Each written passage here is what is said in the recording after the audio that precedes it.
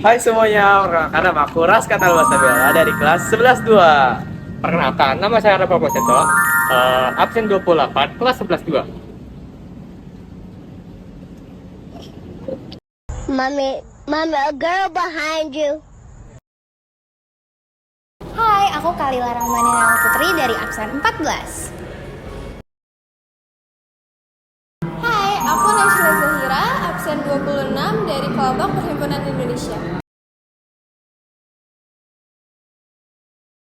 Halo, aku Rahadatul Aisy, absen 27 dari kelas 11 2. Kita dari kelompok PI, Perhimpunan Indonesia.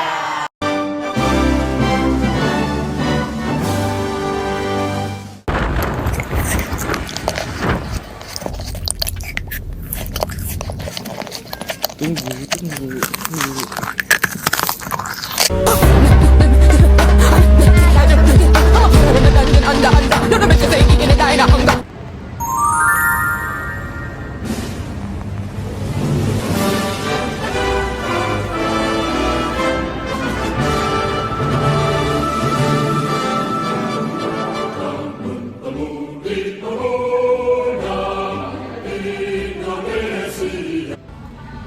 Halo Ibu, sekarang kita sedang membuat video dan di sini adalah giliran Raska sedang membuat video dan di situ sedang ada Raihan yang sedang menghafal dan di sini sedang ada Naysila, Rahadatul Aisy dan juga Kalila dan di sini ada saya Alika Rustiandri. Jadi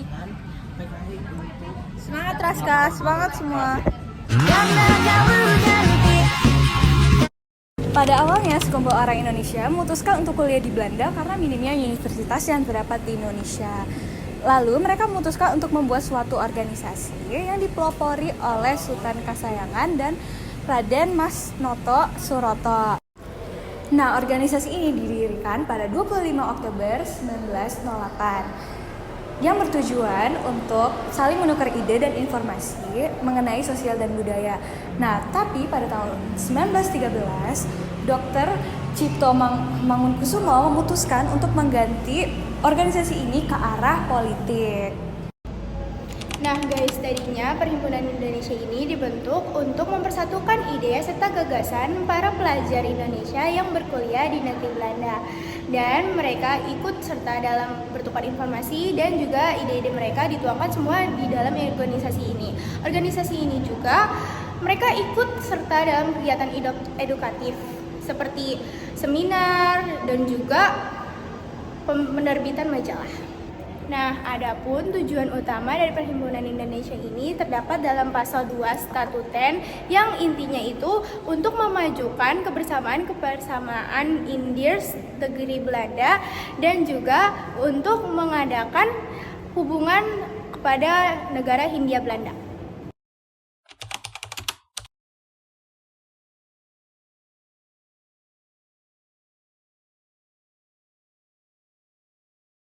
Nah, jadi di sini aku akan jelasin perubahan nama organisasi ini. Pada tahun 1908, organisasi ini bernama Indische Vereniging. Lalu pada tahun 1922, perubahan nama menjadi Indonesische Vereniging karena disebabkan oleh rakyat Indonesia itu mempunyai sifat anti kolonialisme. Nah, pada tahun 1925, organisasi ini berubah nama menjadi Perhimpunan Indonesia karena memang orang-orang Indonesia itu mencoba untuk menghilangkan hal-hal yang berbau koloni.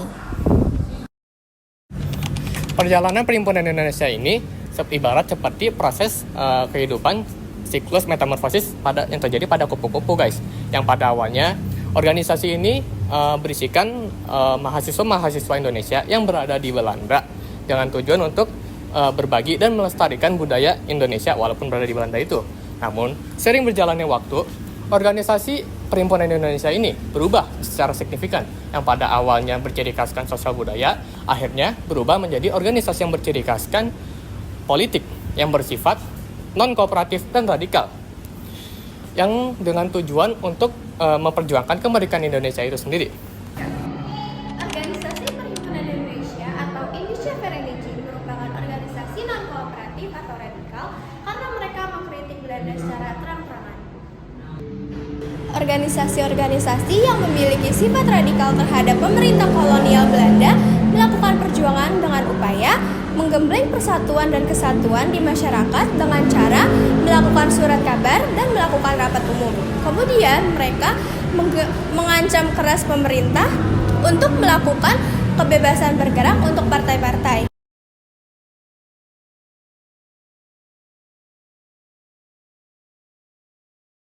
Nah, jadi teman-teman ada loh faktor-faktor yang menyebabkan beberapa organisasi di Indonesia bersifat radikal atau non-kooperatif. Nah, yang pertama adalah munculnya krisis ekonomi atau Malaysia yang terjadi pasca Perang Dunia Pertama pada tahun 1914 sampai 1918. Nah, munculnya krisis ekonomi ini menyebabkan peluang bagi rakyat Indonesia untuk melepaskan dirinya dari cengkraman penjajahan Belanda.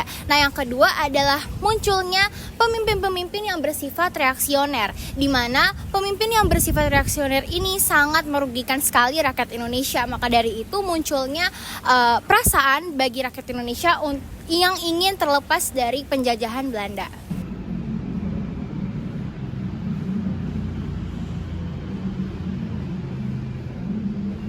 Dua. Nah, bubarnya Perhimpunan Indonesia diawali pada tahun 1927 yang dimana Perhimpunan Indonesia dianggap bekerjasama dengan PKI untuk melakukan pemberontakan. Nah, maka dari itu dilakukanlah penggeledahan terhadap anggota-anggota dari Perhimpunan Indonesia dan dinyatakan tidak bersalah. Dan juga Belanda menganggap Perhimpunan Indonesia sebagai ancaman karena telah melakukan propaganda di non-kolonial di forum internasional. Nah, lanjut pada tahun 1930 yang dimana Perhimpunan Indonesia mengalami kemunduran nih, dan banyak sekali anggota-anggota dari Perhimpunan Indonesia yang kembali ke Indonesia. Dan juga pada tahun ini majalah Indonesia Merdeka dilarang untuk terbit di Indonesia dan tidak terdengar kembali kata organisasi dari Perhimpunan Indonesia ini, teman-teman. Oke, mungkin teman-teman segitu aja vlog dari kami mengenai Perhimpunan Indonesia. Semoga vlog dari kami ini bisa memberikan informasi kepada kalian tentang organisasi Perhimpunan Indonesia dari awal berdiri sampai akhir. Sekian dari kami. Wassalamualaikum warahmatullahi wabarakatuh.